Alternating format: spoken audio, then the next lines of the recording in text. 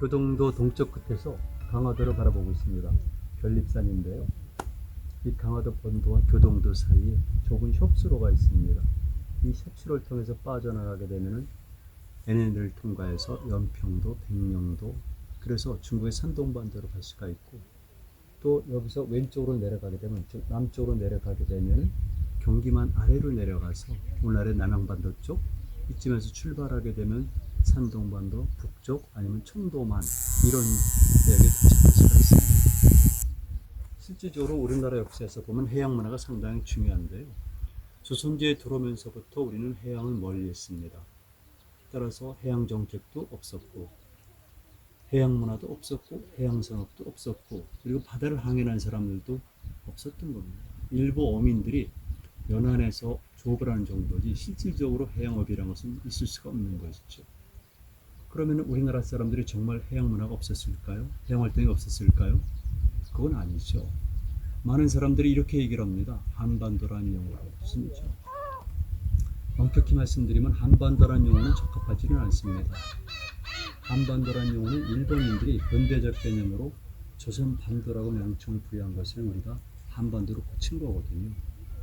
그런데 일본 사람들은 단순하게 지리적 개념으로서 조선반도라고 그런 것이 아니라 우리 민족의 역사를 축소시키기 위해서, 왜곡시키기 위해서, 그리고 일본이 식민 통치를 더 쉽게 하기 위해서 만들어낸 지리적인 언어고 개념이고 조작입니다.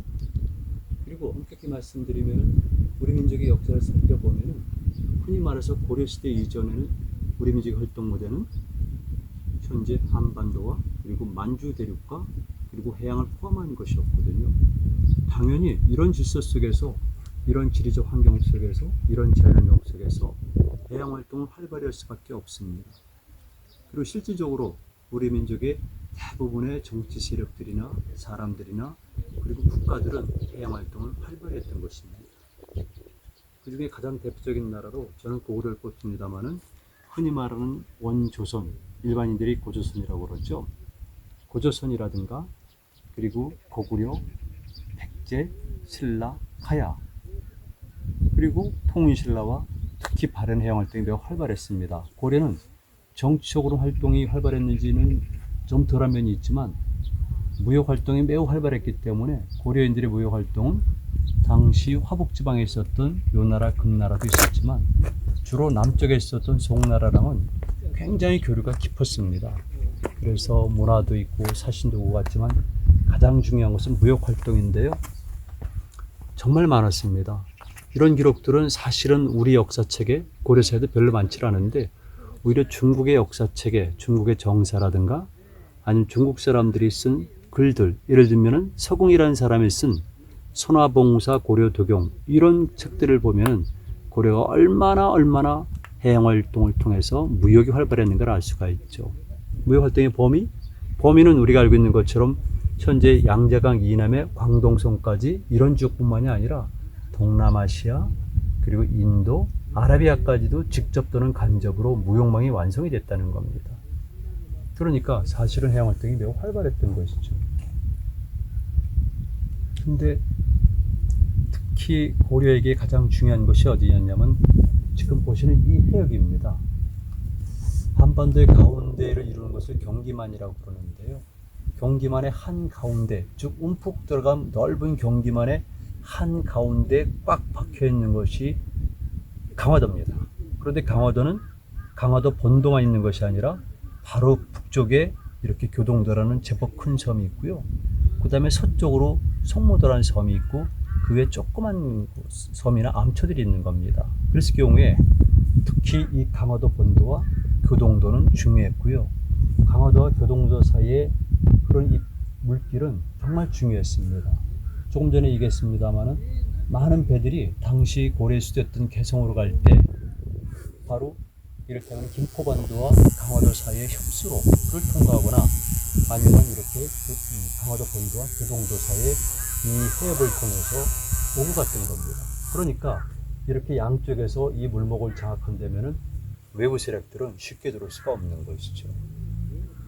서해안의 중요한 특징 중에 하나인데 사람들 일반적으로 서해 그러면은 항해하기가 쉽다고 얘기를 합니다. 물론 거리가 짧죠.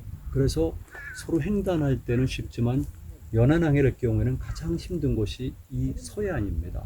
왜냐하면 굉장히 복잡한 리아스 스키안이기 때문에 여기에는 물길이 일정하지가 않습니다. 그리고 들어올 수도 없고요.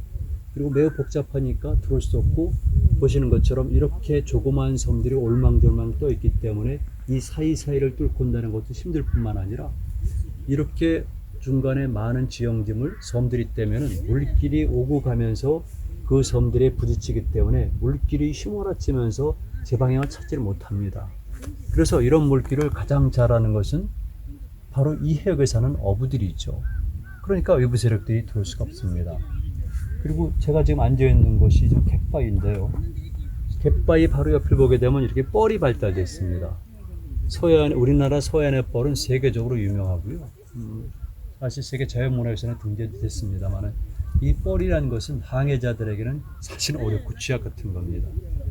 이 뻘이 많게 되면은 접근 자체가 힘들 뿐만 아니라, 그리고 접안할 수가 없는 것이죠. 이런 조건 때문에 외부 세력들은 들어오기가 힘들고, 상대적으로 물길의 흐름도, 복잡한 물길 흐름도 잘 알고, 이런 암초라든가 그다음에 뻘이라든가 이런 것은 모든 메커니즘을 안 사람들에게는 여기는 참 좋은 것이죠. 이런 면에서 교통로 입장에서 여기는 굉장히 중요합니다.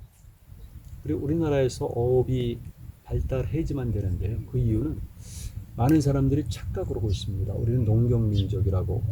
물론 우리가 농경을 중요시 여겼죠. 그리고 조선조에 들어오게 되면 농경 중에서도 벼농사 위주로 했는데요. 꼭 그런 거는 아닙니다.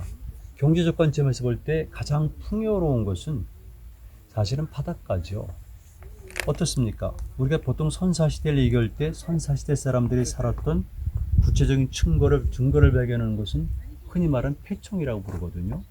폐청은 조개무지라고 합니다. 즉, 그 당시에 살았던 사람들이 조개를 먹고 그 껍질을 버린 것이 바로 조개 무덤인데요. 이 속에서는 그와 함께 많은 쓰레기들이 있기 때문에 이 조개 무덤을 발굴하면서 우리는 신석기 시대, 청동시대 사람들의 생활을 알 수가 있습니다.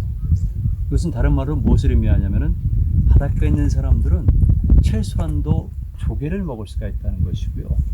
그리고 연안에서 왔다 갔다 하는 많은 물고기들도 그대로 먹을 수가 있고, 또 한 가지는 해역에 따라서 약간의 차이가 있습니다만은 이른바 해초도 많이 먹을 수가 있다는 겁니다.